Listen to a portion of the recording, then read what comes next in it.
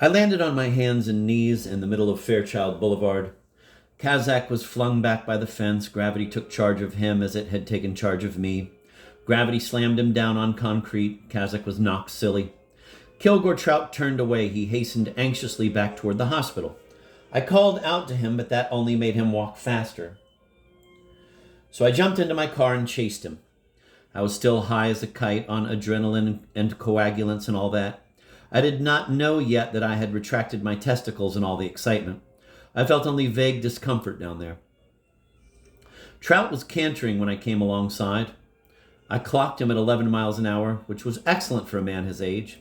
He, too, was now full of adrenaline and coagulants and glucocorticoids. My windows were rolled down and I called this to him. "Whoa, whoa, Mr. Trout! Whoa, Mr. Trout!" It slowed him down to be called by name. "Whoa, I'm a friend," I said.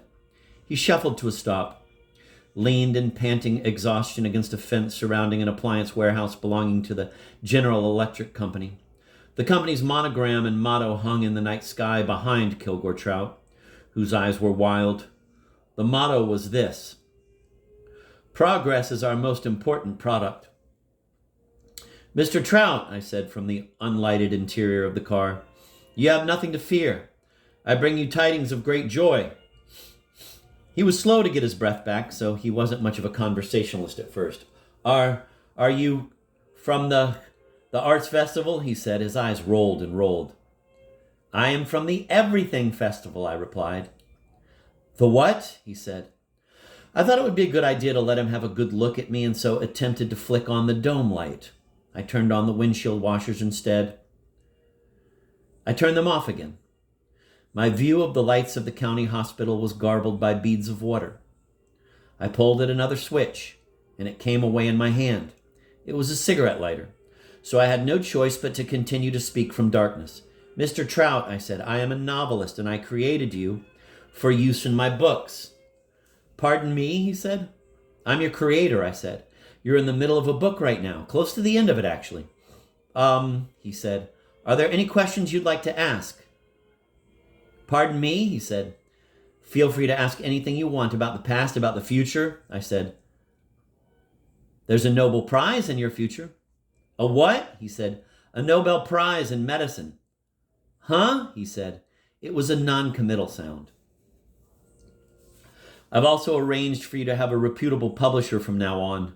No more beaver books for you." He said.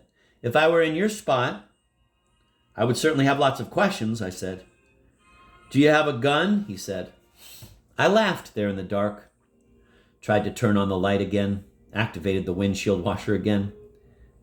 "I don't need a gun to control you, Mr. Trout.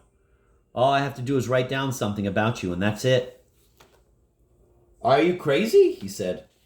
"No," I said. And I shattered his power to doubt me.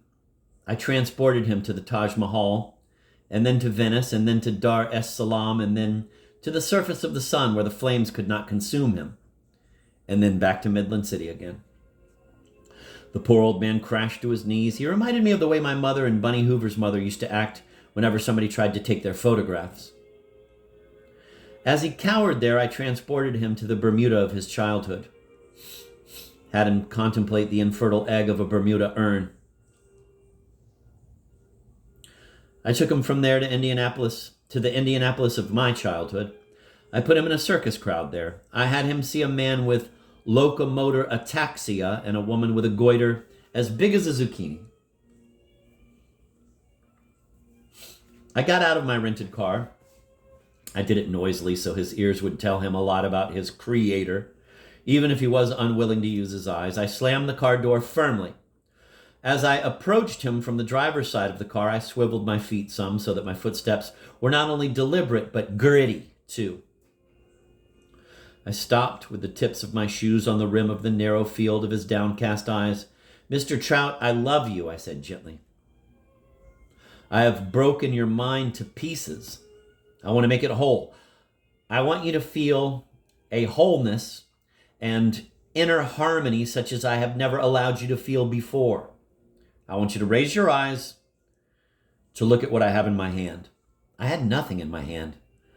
But such was my power over Trout that he would see in it whatever I wished him to see. I might have shown him a Helen of Troy, for instance, only 6 inches tall. "Mr. Trout, Kilgore," I said. I hold in my hand a symbol of wholeness and harmony and nourishment. It is oriental in its simplicity, but we are Americans, Kilgore, and not Chinamen. We Americans require symbols which are richly colored and three-dimensional and juicy. Most of all, we hunger for symbols which have not been poisoned by great sins our nation has committed, such as slavery and genocide and criminal neglect, or by tin-horn commercial greed and cunning. "Look up, Mr. Trout," I said, and I waited patiently. "Kilgore?" The old man looked up, and he had my father's wasted face when my father was a widower, when my father was an old man. He saw that I held an apple in my hand. "I am approaching my 50th birthday, Mr. Trout," I said. "I am cleansing and renewing myself for the very different sorts of years to come. Under similar spiritual conditions, Count Tolstoy freed his serfs. Thomas Jefferson freed his slaves. I am going to set at liberty all the literary characters who have served me so loyally during my writing career. You are the only one I am telling. For the others, tonight will be a night like any other night. Arise, Mr. Trout. You are free. You are free." He arose shamblingly. I might have shaken his hand, but his right hand was injured, so our hands remained dangling at our sides. "Bon voyage," I said. I disappeared. I somersaulted lazily and pleasantly through the void, which is my hiding place when I dematerialize.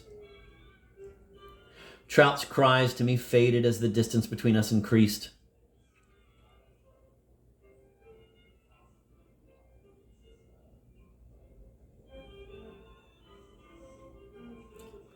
His voice was my father's voice. I heard my father, and I saw my mother in the void.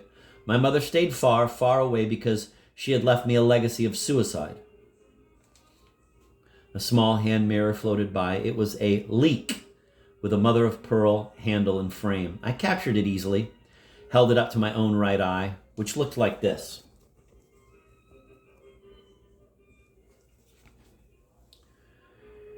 Here was what Kilgore Trout cried out to me in my father's voice.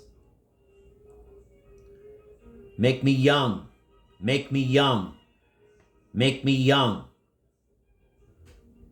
etc.